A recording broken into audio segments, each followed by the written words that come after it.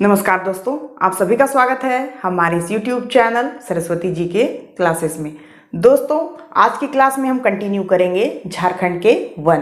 पिछली क्लास में हम लोगों ने जाना था कि झारखंड के कितने प्रतिशत भूभाग में वन पाए जाते हैं, कितने श्रेणियों में वनों को रखा गया है और बहुत सी महत्वपूर्ण बातें। अगर आपने वो वीडियो नहीं देखे हैं तो प्लीज़ आप उसे देख लें और फिर उसके बाद इसे कंटिन्यू करें।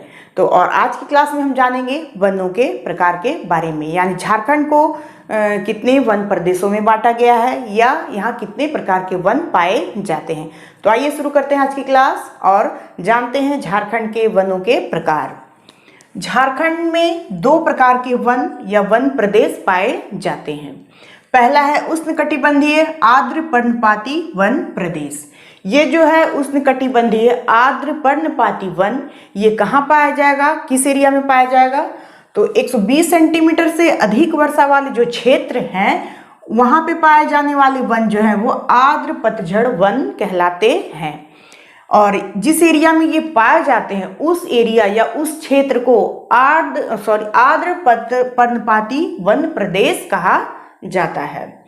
ये जो है सागरीय मौसम से प्रभावित जलवायु क्षेत्र है जहां अधिक वर्षा होती है, जहां आर्द्र पतझड़ वन पाए जाते हैं। और ये जो वन प्रदेश है ये वे एरिया हैं जहां सागरीय मौसम से प्रभावित जलवायु पाई जाती है और जिसकी वजह से वहां बहुत अधिक वर्षा होती है और इसी वजह से आर्द्र पर्णपाती वन वहां पाए जाते हैं।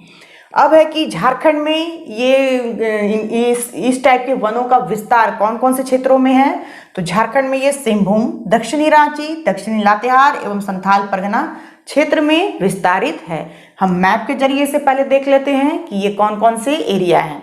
तो यहाँ दक्षिणी लातेहार, यहाँ पे आर्द्र पर्णपाती वन पाए जाएंगे, साथ ही दक्षिणी रांची में पाए जाएंगे, सिंहभूम का कुछ एरिया जो है वहाँ पाया जाएगा और यह है संथाल परगना का एरिया जहाँ पे आर्द्र पर्णपाती वन पाए जाते हैं। अब हम देखेंगे कि इसमें प्रमुख वृक्ष कौन कौन से हैं। तो प्रमुख वृक्ष हैं साल, शीशम, जामुन, पलाश, सेमल, महुआ, कर्मा एवं बांस। तो जो आर्द्र पर्णपाती वन है वहाँ के मुख्य वृक्षों में है साल, शीशम, जामुन, पलाश, सेमल, महुआ, कर्मा और बांस। ये इसके प्रमुख वृक्ष हैं। साथ ही है कि साल के वृक्षों की प्रधानता है तथा जिनके वन घने होते हैं एवं पेड़ों की ऊंचाई भी अधिक होती। अब क्या है कि ये जो आर्द्र पर्णपाती वन है झारखंड के, इसमें साल वृक्षों की प्रधानता है।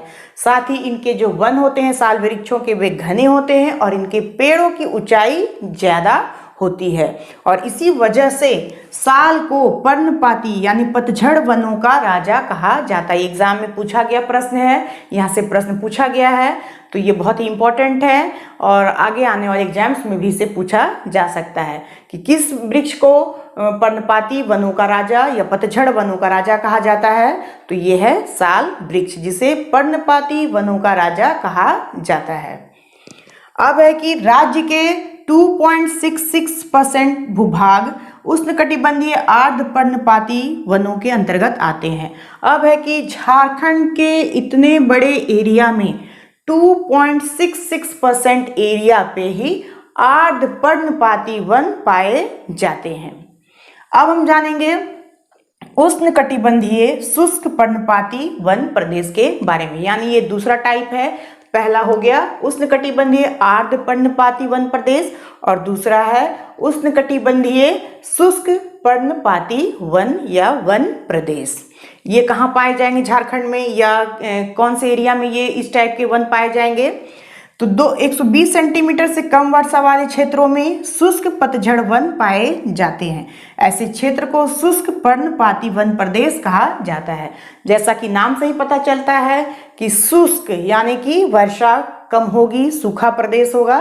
तो 120 सेंटीमीटर से जहां कम वर्षा होगी वहां पे शुष्क पर्णपाती वन प्रदेश पाए जाएंगे और ऐसे जो क्षेत्र हैं वे शुष्क पर्णपाती वन प्रदेश कहलाते हैं।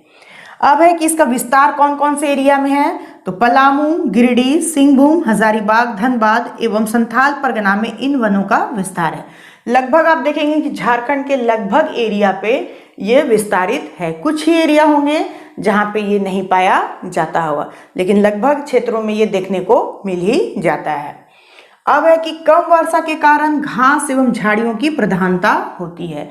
क्या है कि जो शुष्क पर्णपाती वन है वहाँ कम वर्षा होती है, और कम वर्षा होने की वजह से ही घास एवं झाड़ियों की प्रधानता इन वनों में देखी जाती है। इसके अलावे कुछ वृक्ष भी पाए जाते हैं। वे वृक्ष कौन कौन से हैं? तो इसके अलावे बांस, नीम, पीपल, खैर, पलास, कटहल, गूलर, अमलतास, सेमल, साल, शीशम आदि वृक्ष भी यहाँ पाए जाते हैं।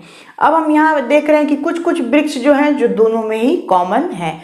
तो फिर ये कॉमन है, फिर इसमें अंतर क्या है कि ये दोनों वनों में पाए जा रहे हैं। तो ऐसा नहीं है कि 120 सेंटीमीटर से अधिक होगी तो ही पाया जाएगा और 120 सेंटीमीटर से है कम है तो नहीं पाए तो दोनों जगह जा रहे हैं, लेकिन कुछ इसमें डिफरेंसेस है। क्या डिफरेंसेस है?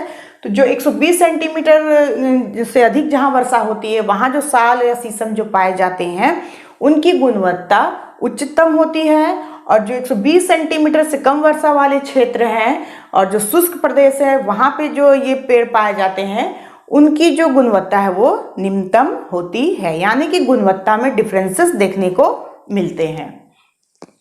अब है कि राज्य के 93.25% भूभाग उष्णकटिबंधीय शुष्क पर्णपाती वन प्रदेश के अंतर्गत आते हैं।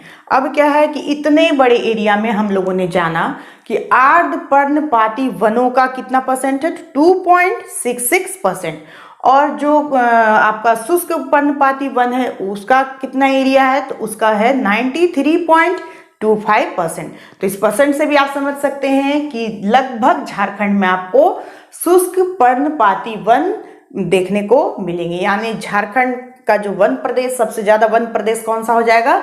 शुष्क पर्णपाती वन प्रदेश वाला एरिया हो जाएगा झारखंड, क्योंकि ये 93.25% भाग में फैला हुआ है। तो इस तरह से ये थे झारखंड के वन के दो प्रकार या वन प्रदेश के दो प्रकार, जहां से एग्जाम में क्वेश्चन पूछे जा सकते हैं। तो आज के लिए बस इतना ही। नेक्स्ट क्लास में हम वनों के उत्पाद के साथ मिलेंगे। तब तक के लिए धन्यवाद। जय हिंद, वंदे मातरम।